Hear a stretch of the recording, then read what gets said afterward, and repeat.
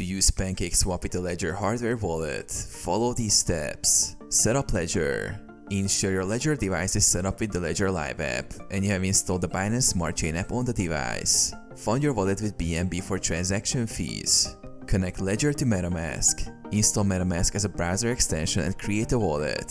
Switch MetaMask to the Binance Smart Chain network by adding it manually.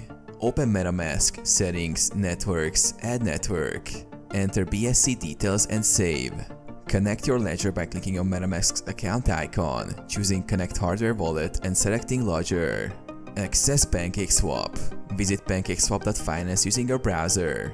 Click Connect Wallet and choose MetaMask. Your Ledger account will now link via MetaMask. Swap tokens. Navigate to the Trade section on PancakeSwap. Select the tokens to swap. Review the details and confirm. Approve transactions. On your Ledger device, approve each transaction prompted by MetaMask. Ensure your device is connected and unlocked during this process. Complete the swap. Once approved, the tokens will appear in your Ledger wallet. Keep BNB for gas fees.